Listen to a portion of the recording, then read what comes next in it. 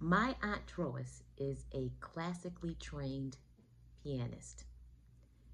She is also, or she was, a teacher and she taught for 40 years.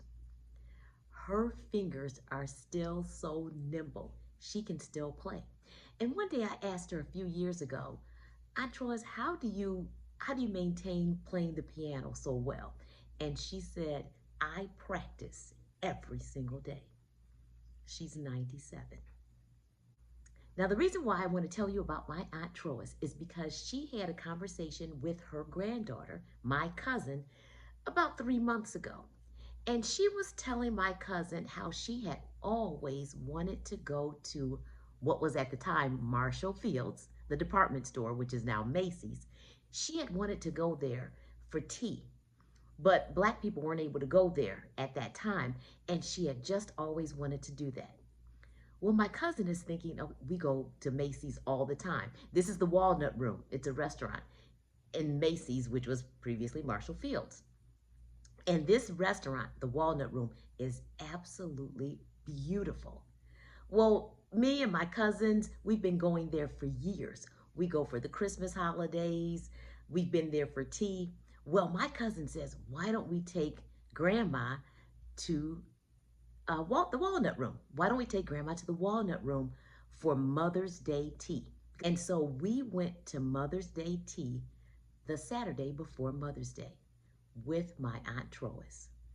Oh my gosh, she was so excited. She was so happy. And we were all dressed for tea with the dresses, the flowy dresses and the hats and everything. We had such a wonderful time. Now, this was 3 generations of family. We had such a wonderful time. 3 generations of us. And we laughed and we talked. I sat next to my Aunt Trois. She was so excited about everything because the Walnut Room did not disappoint. It was decorated beautifully, absolutely beautifully. And the food, the portions were so generous and so carefully and wonderfully made. They were delicious. My aunt said, I can't eat all of this. We're like, don't worry about it. We'll take whatever you don't eat home. Don't worry. She was so happy. We all were telling stories, and it was so much fun because my aunt being 97, all the way down to my second cousins who were in their 20s and 30s, it was just a wonderful, wonderful afternoon. Now, when my cousin reached out to us to take Aunt Trois to Mother's Day tea, this was something that was really easy. Everybody just said, of course I'm coming. Of course I'm coming. Everyone was happy to go. And that's what made me think how this was so much more than just tea, because our family is so close. We were so excited to have this great time with Aunt Trois, but that started such a long time ago. It started with my grandparents. My grandparents had Sunday dinner at their house every Sunday for decades, long before I was born, and I'm 63. And my mom and her siblings and all went to their house for dinner every Sunday. We were grown up like that. We were brought up that way, in that I think that contributed so much to us being as close as we were and still are. So when my group came along, when we were born, by that time, the Sunday dinner had transitioned to my Aunt Esther and Uncle Jim. They had Sunday dinner at their house every Sunday. And it's such a wonderful thing because when we go to their house on Sundays, this was until the pandemic, every Sunday. You just walked in. The doors weren't locked. Everyone was welcome. And I think my uncle, he made it so clear one time because he had invited someone over for Sunday dinner. And he told the person, this is your one and only invitation. From now on, you just come. You do not have to call and let us know that you're coming. Just show up. That's how their house is. We call it the Happy Hotel.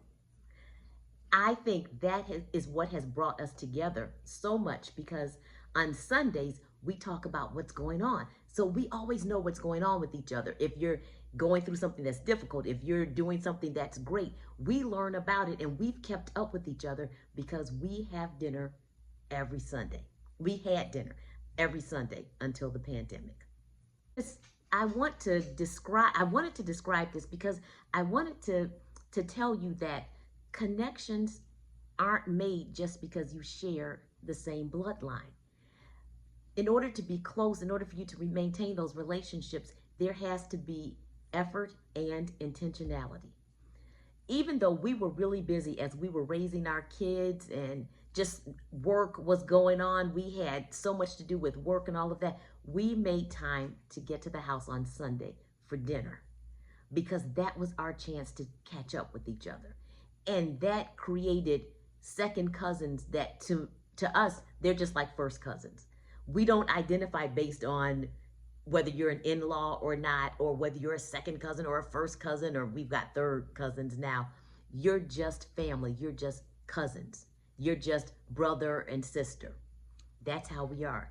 And I remember one time when I was still working, one of my investigators and I were talking, and she said, "You know, I really admire your family because you guys are so close." We were just talking about family.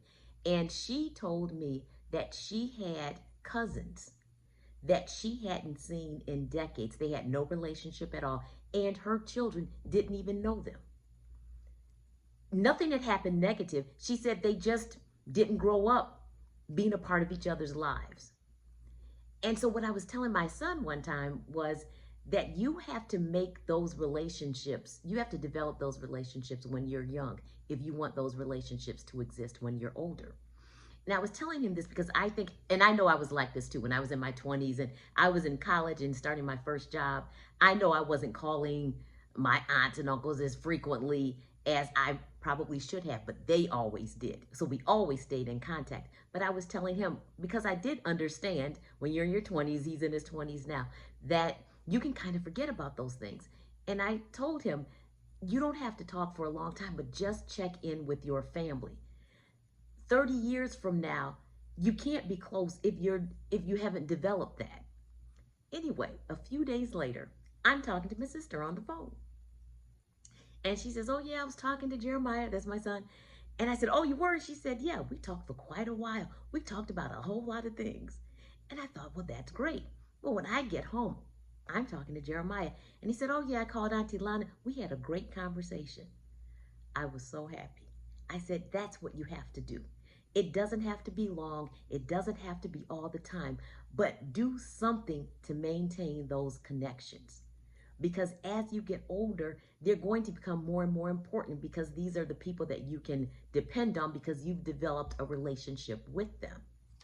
Anyway, I just wanted to come on here and talk about that because Mother's Day tea made me think about the importance of family and how what was really a small thing in the whole scheme of things was such a big thing when we all got together and relived different stories and shared Mother's Day tea with my wonderful, still vibrant, piano playing 97-year-old aunt.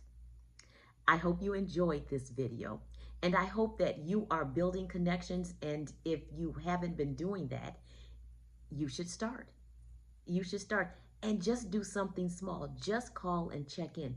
Just to say hi, just to let the person know that you're checking up on them because you were thinking about them. Not that long ago, here's another thing, not that long ago, my sister and I prepare dinner every Sunday now. Once the pandemic hit, we started preparing dinner for my aunt. This is another aunt who is now 93. She and my Uncle Jim. We started preparing dinner for them every Sunday because we weren't able to get together with the pandemic because our family's big. So we weren't doing that. But we prepared dinner for my aunt and uncle every Sunday. We started that in 2020. It's 2026. We still make dinner every single Sunday. My uncle has passed away, but my aunt is still with us. She's 93. And my sister and I fix dinner every Sunday for her. But we feel so connected because we have been so close since we were born. As my aunt loves to tell us, I knew you before you knew yourself. So we still fix dinner every Sunday. Make those connections. If you haven't talked to someone in a while, just call. Do something to build a connection with those who are important to you. Anyway, I hope to see you in the next video. Take care. Ciao.